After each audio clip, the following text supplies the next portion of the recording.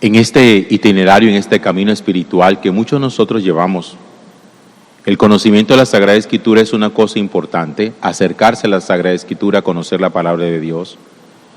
Sin conocimiento de la palabra de Dios no hay conocimiento de la persona de Jesús. Es muy difícil ser una persona de fe si no se conoce la Sagrada Escritura, porque es que la fe está sustentada en lo que dice la Escritura.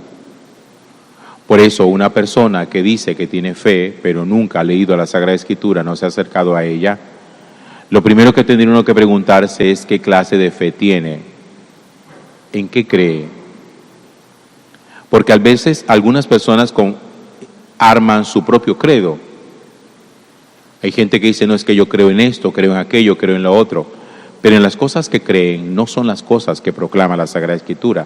Han armado su propio credo y tienen sus propios artículos de fe. Entonces dice, yo creo en esto, yo creo en aquello, yo creo en lo otro, yo soy una persona creyente. A uno no lo hace de fe creer cualquier cosa. El hecho que usted diga, es que yo creo en, eso no lo hace usted una persona de fe. Yo creo en la suerte, yo creo en el azar, yo creo en la ropa interior amarilla para el 31, yo creo en... Eso no lo hace usted una persona de fe. La fe es una cosa muy clara, muy definida, que ha sido revelada. Y al ser revelada hay que ir a la fuente de la revelación, que no es una fuente privada, no es lo que Dios me ha dicho a mí, es lo que Dios ha dicho a través de Jesús. Acuérdense los que estuvieron en la misa del 1 de enero, del 25 de diciembre, que leíamos el texto de la carta a los Hebreos, donde el autor de la carta a los Hebreos dice, de múltiples maneras habló Dios al mundo en la antigüedad, a nuestros padres por medio de los profetas, pero ahora en los últimos tiempos nos ha hablado por medio de Jesús. La fe está sustentada en lo que dice Jesús. Y la pregunta entonces es si conocemos lo que dice Jesús. ¿Conocemos las enseñanzas de Jesús? Para nosotros sería fácil citar textualmente lo que dice Jesús. Porque mucha gente dice cosas y para sustentar lo que dice como dice la Biblia. Y resulta que la Biblia no dice nada de eso. Son dichos populares, cosas que se han ido transmitiendo de boca en boca, de manera oral, pero que no son cosas que dice la Biblia. Y como la gente no ha tenido la Biblia en la mano nunca, dicen, es que como dice la Biblia, pero resulta que la Biblia no dice eso. Ahora, uno puede tener acercamiento a la Sagrada Escritura de muchas maneras. Uno puede tener un acercamiento académico. Hay estudios bíblicos, hay estudios exegéticos, hay estudios que nos enseñan a nosotros un poquitico como la interpretación de la Sagrada Escritura. Hay estudios históricos, geográficos, que nos ubican a nosotros para poder comprender mejor la Sagrada Escritura. Miren, las ciencias que estudian la Sagrada Escritura son muchísimas. Pero uno también puede acercarse a la Sagrada Escritura con un espíritu de creyente, con un corazón abierto para saber, oye, ¿qué quiere Dios decirme a mí? No solamente conocer el contexto histórico, el ambiente geográfico, el momento en el que se escribió, quién fue el autor, sino ¿qué quiere Dios decirme a mí? Ahora, también es importante que usted, cuando se acerca a la Sagrada Escritura, se acerque con muchísima humildad. ¿Saben por qué se los digo? Porque a veces uno puede correr el riesgo de convertirse en un soberbio de la palabra de Dios. ¿Qué es un soberbio de la palabra de Dios? Alguien que conociendo académicamente la Sagrada Escritura es capaz de citarla y de presumir con ello, de decir, yo conozco la palabra de Dios. Pero ¿qué es conocer la palabra de Dios, para el Señor? ¿Aprendérsela de memoria? Acuérdense que Satanás conoce la palabra de Dios. Acuérdense que Satanás, incluso para atentar a Jesús, le citaba la palabra de Dios. Imagínense ustedes eso. la palabra de Dios también sirve mal interpretada para tentar, para llevarnos a nosotros al pecado, cuando es mal interpretada, que eso fue lo que hizo el espíritu del mal. En la época en que el apóstol Juan predica, enseña y escribe, había empezado un movimiento pseudo espiritual, pseudo teológico, pseudo religioso, pseudo filosófico, que se llamaban los gnósticos. De esos que hay, uno ve mucho en los muros, en las paredes, que dice iglesia gnóstica, para aprender no sé qué cosa, para aprender a encontrarse consigo mismo, para superar la masturbación, para qué sé yo. Esa iglesia gnóstica viene desde la época de Jesús. ¿Y en qué consistía la iglesia gnóstica? En una iglesia que exaltaba el conocimiento superior de la Sagrada Escritura, y ellos asimismo, oigan, se llamaban seres de luz, los iluminados, los luminosos. ¿Y por qué se llamaban a sí mismos los iluminados? Porque decían, nadie tiene conocimiento de la Sagrada Escritura como la tenemos nosotros. Nosotros sí conocemos la Biblia. Pero es que el chiste no es conocer la Biblia. Ahí no está la gracia de conocer la Biblia. De conocerla.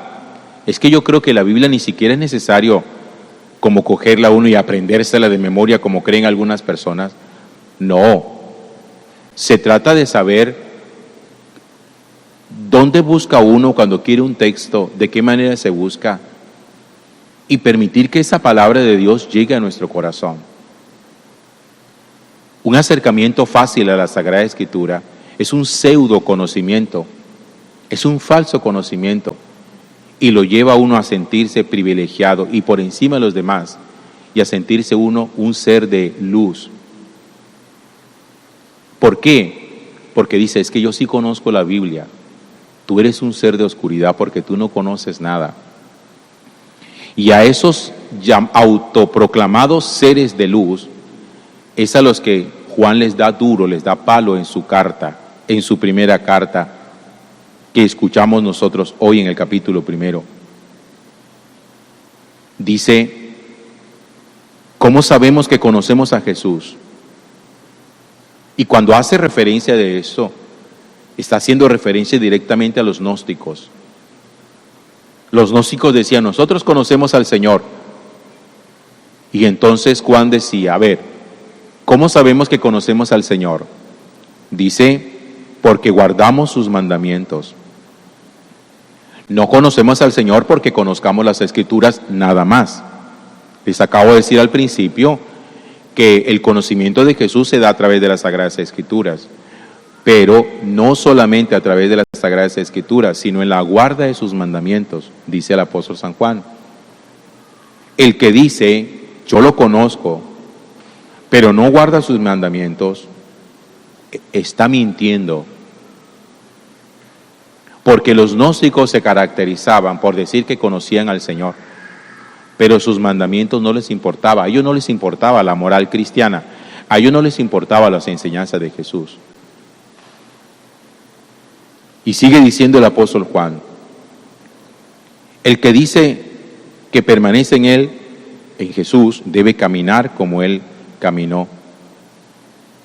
Les escribo un mandamiento, pues las tinieblas pasan y la luz verdadera brilla ya.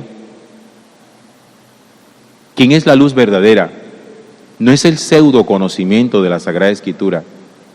La luz verdadera es Cristo. Y sigue diciendo, el que dice que está en la luz y aborrece al hermano, está todavía en las tinieblas. Porque ellos decían, los gnósticos, que ellos estaban en la luz. Pero los hermanos les importaba 5. Es más, despreciaban al que no fuera gnóstico como ellos, al que no hubiera entrado en esa filosofía gnóstica como ellas. Y por eso Juan dice, el que dice que está en la luz, pero aborrece a su hermano, está todavía en las tinieblas. En cambio, el que ama a su hermano, permanece en la luz y no tropieza. La luz verdadera, la verdadera iluminación, es descubrir al otro, es descubrir al prójimo, es descubrir al hermano. Pero ¿saben ustedes a todo esto que es todavía lo más peligroso? Que a estas alturas de la vida el gnosticismo se siga vendiendo como la panacea y como la gran iluminación. Por eso hay gente que es tan despreciativa de las enseñanzas simples de Jesús. Jesús tiene enseñanzas muy simples. Y dicen, no, a mí esas tonterías de amar al prójimo y de perdonar a los demás, a mí eso no me importa. Yo lo que necesito es la iluminación. Yo quiero ser un ser de luz. Como quien dice, yo quiero ser un ser que conozca la Sagrada Escritura, pero de manera distinta a los demás. Y lastimosamente, por eso hay muchos católicos poco formados en su fe, que son muy buenos para mezclarle a sus creencias cualquier cosa que le vendan.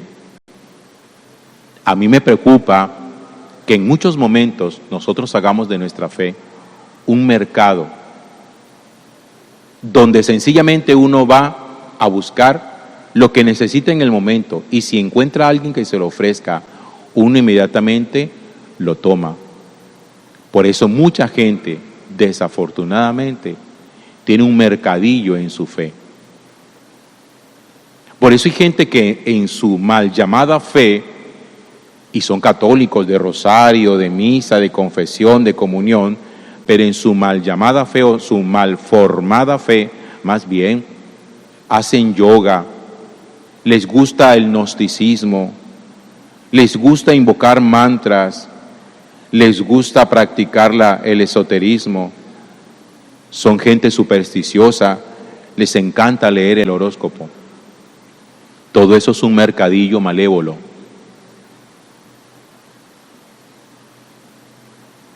Y nosotros no hemos sido capaces de desprendernos de muchas de esas cosas que le hemos colgado a nuestra fe. Y entonces para uno dice, no, es que yo creo en Dios. Eso todo es lo mismo.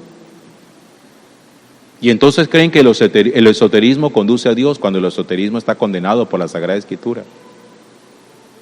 O creen que el yoga conduce a Dios. Vea, hermano, yo esto lo he dicho muchas veces aquí, se lo repito hoy.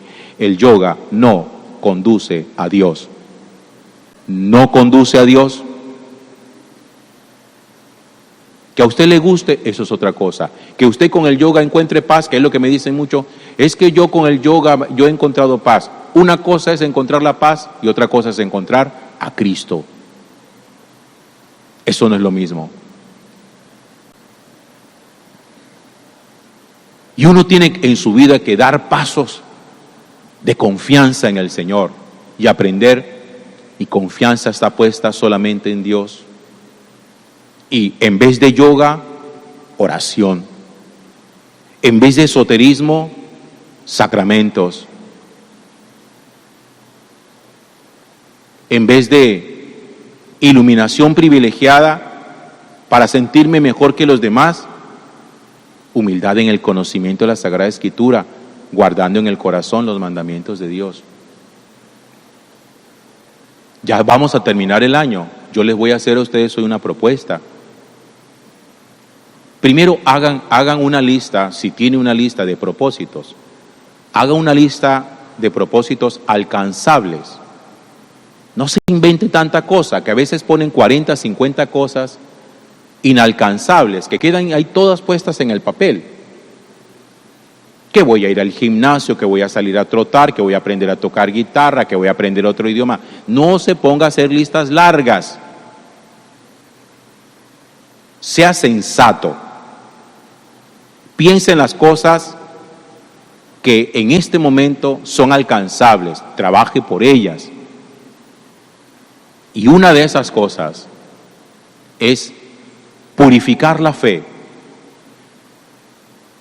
acercarme al Señor de tal manera que yo, al acercarme a Él, pueda darme cuenta qué cosas puedo tener en mi vida que no son de Dios. Y usted se dará cuenta que hay cosas en nuestra vida que no son de Dios. Comer 12 uvas a medianoche no es de Dios. Corretear con una maleta por la calle no es de Dios. Ponerse calzones amarillos no es de Dios. Quemar incienso en la casa no es de Dios. ¿Qué le vamos a hacer?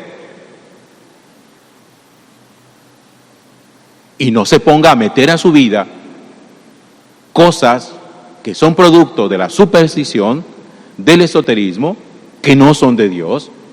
Y después uno anda preguntándose por qué la gracia de Dios está retirada de mi vida. La respuesta está ahí, porque estamos haciendo muchas tontadas que alejan la gracia de Dios de la vida. Porque donde está el esoterismo, Dios no está presente. Donde está la superstición, Dios no está presente. Usted es o supersticioso o creyente, pero no puede ser las dos cosas al mismo tiempo. No se puede servir a Dios y al dinero.